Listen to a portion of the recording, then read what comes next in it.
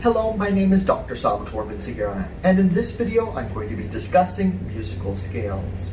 We're first going to start with identifying whole and half steps, and then we're going to take our half steps and build a variety of chromatic scales. Then we're going to take our whole and half steps, and we're going to learn how to build and identify major scales. So we're first going to start off with just reviewing the musical letter names. And you know it starts with A, B, C, D, E, F, and G, and then it cycles back over again to A, and so forth. And when you look at the piano keyboard, you see the many different octaves or pitches of the high or low pitches of those specific notes on the piano. So to the left would be the lower pitches, in the middle would be the mid-range of the piano, and over here would be the highest range of the piano, the highest pitches that we have. So let's try to find A on the keyboard. It's right here, A, B, C, D, E, F, G, and then cycling over again to A, B, C, D, E, F, G. And learning how the keys are associated on the piano with the letter names is just a great visual aid for all musicians. I think it's a great competency skill for them to learn. And we're going to learn where middle C is. There are 2 black keys and 3 black keys throughout the entire piano. And these 2 black keys are in front of the name of the piano. And in my case, its name is Vogue. So to the left of this first black key is middle C, and you can locate middle C anywhere on the piano keyboard. And I'm just basically going to be talking about the white keys versus these black keys.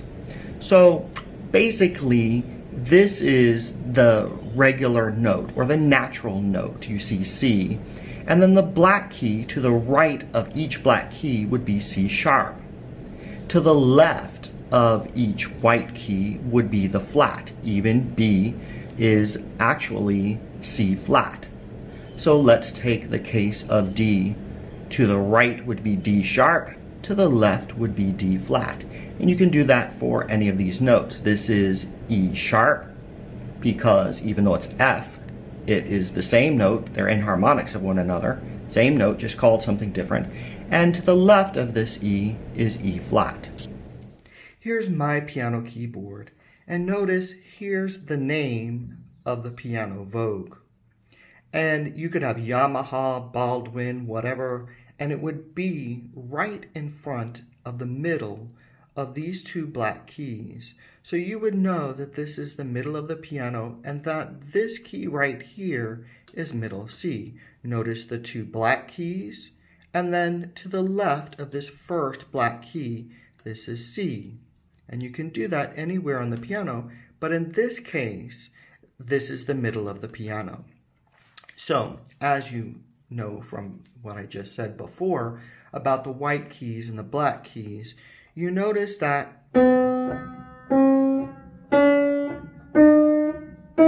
we have different sounds associated with these different keys.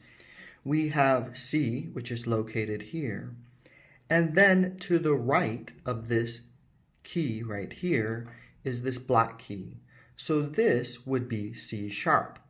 Notice, let's review the definition of a sharp. A sharp raises the pitch of a note by a half step. So here's C, and here's C sharp. Okay? Here's C, and if we go to the left of it, this is the flat key. This is C, and this is C flat. It's also B, okay, because B and C are a half step away from one another. Let's try that again. Here's D. To the right of it is D sharp, And then to the left of D is D flat, okay? Here's E. To the right of E is F, but it's also E sharp. Here's E again.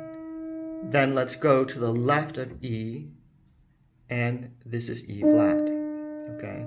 So that's basically some notes that we have, and this is a definition of enharmonics.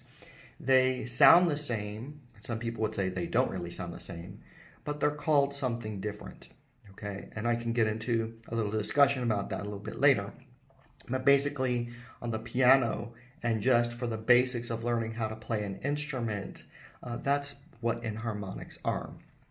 So let's talk about half steps versus whole steps. Now, I've done some ear training exercises, and I do have an ear training video, and I'm going to make another one because I think it's good for people to really train their ears because of the differences in listening to their instrument and trying to get everything in tune, because a lot of beginners, it doesn't matter if you're a singer or an instrumentalist, have problems with intonation, and that is just trying to sing in tune or play your instrument in tune. Going from key to key on the piano, these are all half steps, okay? And what I tell my students is, if I were to play a really low half step, or it sounds like jazz. So if they're doing some ear training lessons, and I've done this with my students, we've talked about high pitches and low pitches, that basically a half step sounds like jazz. So I'll play it again. And you can play it anywhere on the piano. Now let's talk about a scale built on half steps. And I have a lot of, not necessarily my orchestra students working on chromatic scales. It's good for them to know these pitches, but I do have my band students in their band method working on chromatic scales. And this is the visual. This is what it looks like. I even think that our orchestra students on their fingerboard also have a different type of visual there for them. Basically, when you're playing this on the piano, if this is C, and you're just going half step to half step to half step, you're going white key, black key, white key, black key, white key, next key, black key, and so forth going up. So what that sounds like, and I'm not playing it with the proper fingerings because of the way this video is set up with the camera, I'll just play it with my first finger, and I'll go up and talk about each of the keys. And notice that I'm talking about sharps going up the chromatic scale, and then I'm talking about flats going backwards. So if I were to have a C scale, and it can be anywhere, it could be D, it could be anything, any kind of starting pitch, it's easy really to make a chromatic scale. So I would just start with the C, C sharp, D, D sharp, E, F, F sharp, G, G sharp, A sharp, B, and C. Now I'm going to go backwards, and I'm going to use flats for this chromatic scale. Here's C, B natural, B flat, A flat, G, G flat, F, E flat, D flat, and C. Okay. This is what the chromatic scale would sound like.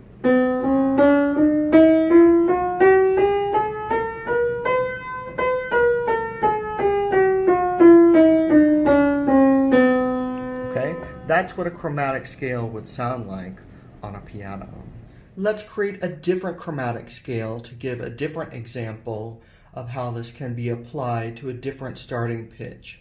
So we first had the C chromatic scale, and now we have the F chromatic scale. We're going to find F. If this is C, D, E, then this is F. So we'll start with F. F, F sharp, G, G sharp, A sharp, B, C, C sharp, D, D sharp, E, and F. Now let's go backwards from F using flats. F, E, E flat, D, D flat, C, B, B flat, A flat, G, G flat, and F. Now, we have half steps, but we also have whole steps. And the definition of a whole step is that it consists of two half steps. So you start with this first note here, you go up to the next note, or to the right of the next note. And that's one half step. As I indicated before, this is a half step. From this key right here to this other key to the right of it is another half step. So this is a half step from C to C sharp, and then from C sharp to D, that is another half step. Okay. So when we have these two half steps here, this is now a whole step, and it sounds different. You can do this anywhere on the piano. You could even do it on E. Let's try it right here, because these are two white keys, and this may be confusing to some people. E to F is a half step. F to F sharp is a half step. So believe it or not, between E and F sharp, this is a whole step here. Okay, and it gets kind of confusing. Even in listening to these, what are the differences between a half step and a whole step? So again, to review, a half step sounds like Jaws.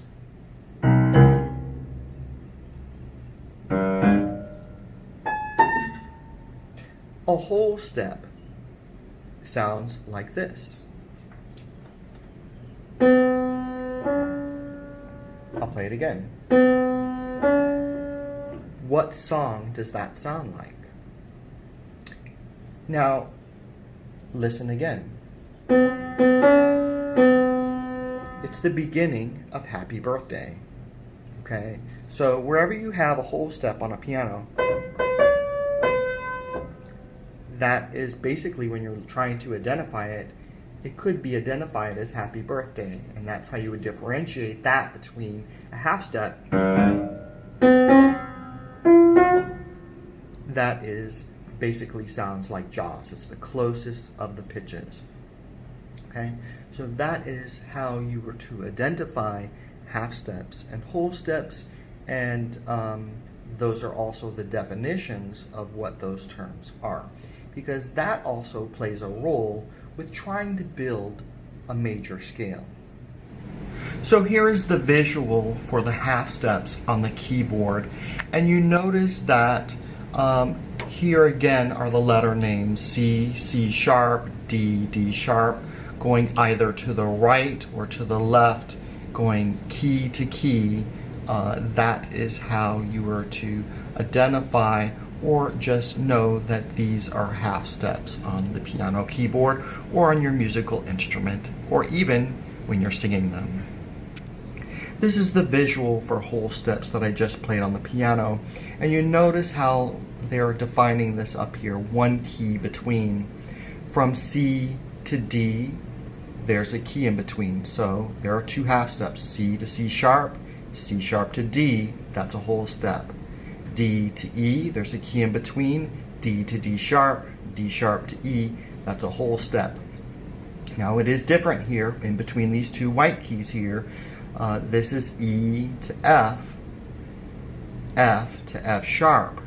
There's a key in between E and F sharp. This is a whole step. between E and F sharp. So see also at the top how they're jumping. Once you cross over here, these are then the whole steps. So now I'm going to be talking about tetrachords. A tetrachord is a series of 4 tones having a pattern of whole step, and half step.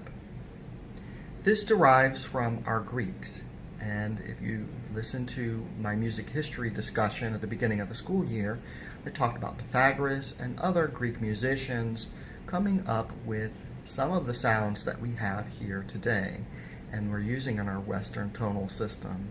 And they had 4-note scales, and they had this particular pattern here of whole step, half step.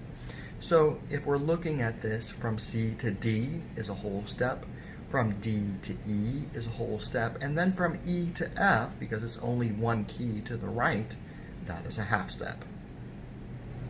So now I'm back to the piano keyboard because I want to demonstrate this tetrachord to you. And here it is, from C to D, D to E, and then E to F. Okay, and it sounds like the beginning of our major scale. I'll play it for you one more time. C, D, E,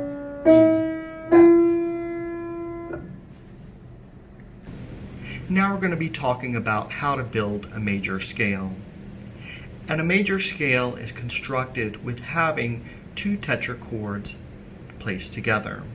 You see the first tetrachord is whole step, half step, and then we have another tetrachord, there's whole step, half step.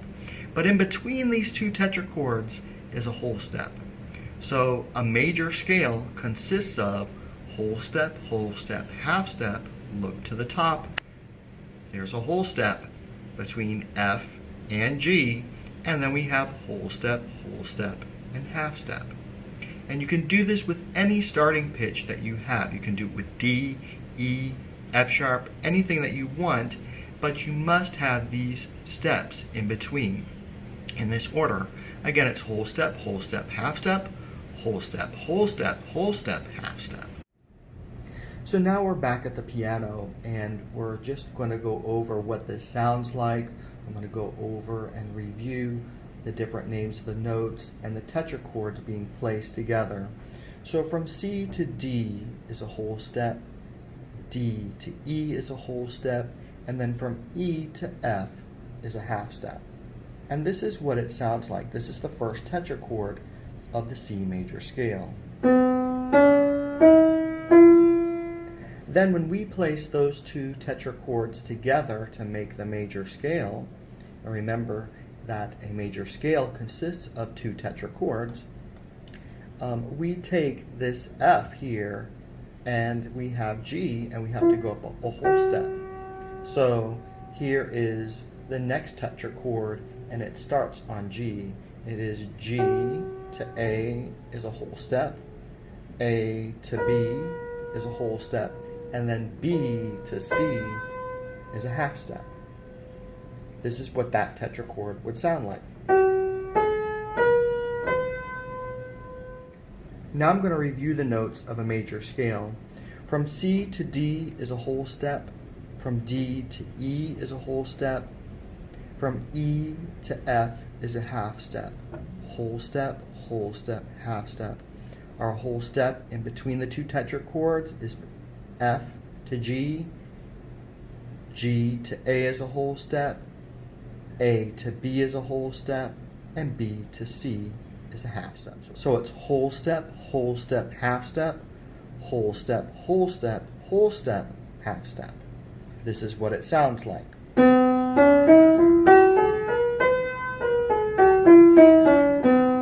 Okay?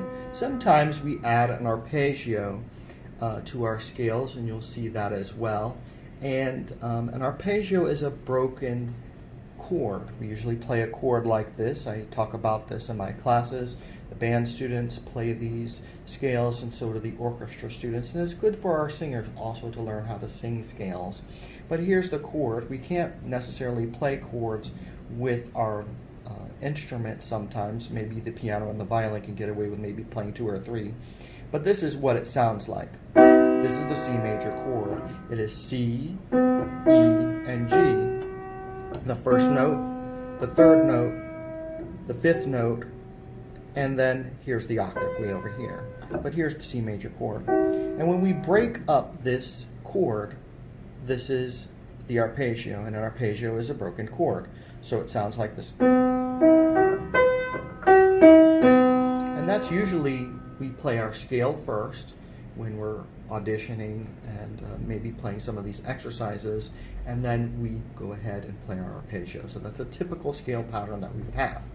Now let's talk about this in application to music, because there are a lot of scale patterns within music, and I'm going to just use a song that we all know, or maybe people should know.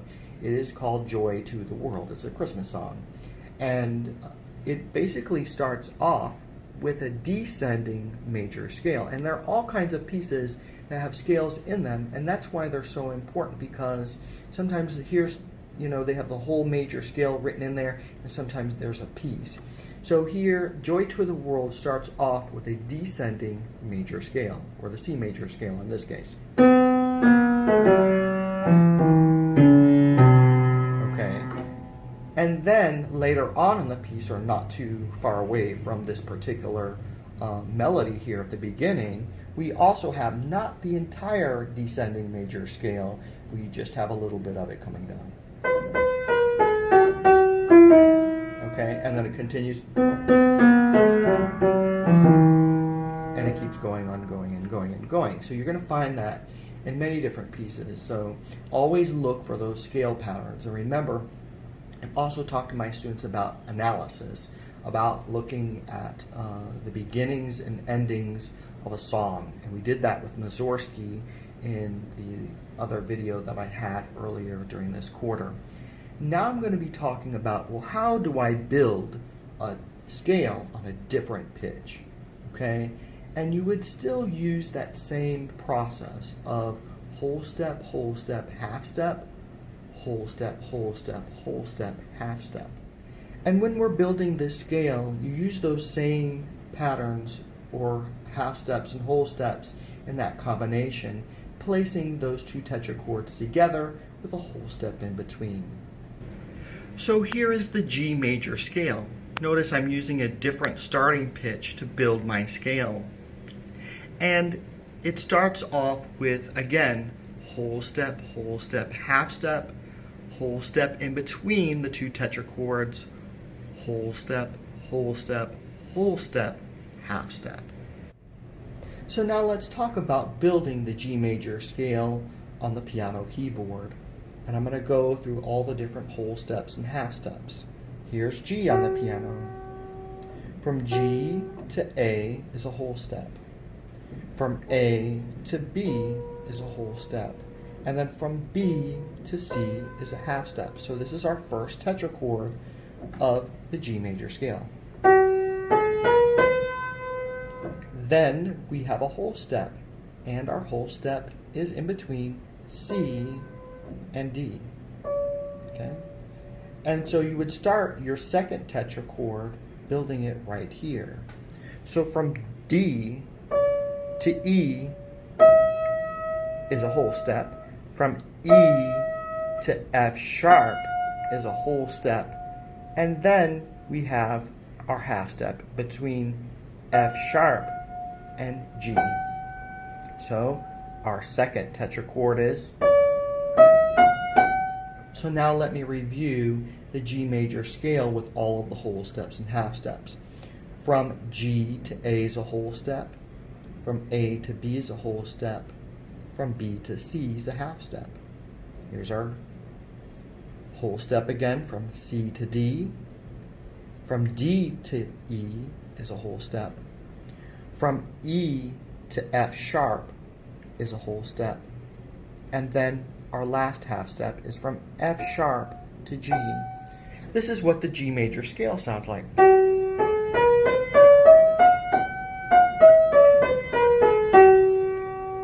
Here is the G major chord.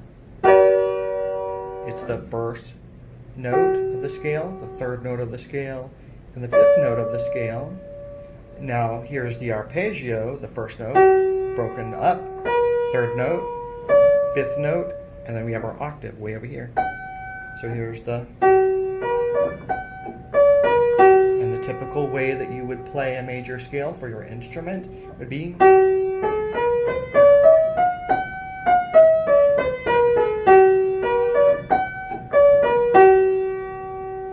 This is Dr. Salvatore Vinciguerra. Thank you for watching this video on musical scales. If you like this video, please like it, subscribe to this channel, and have a great day. Thank you.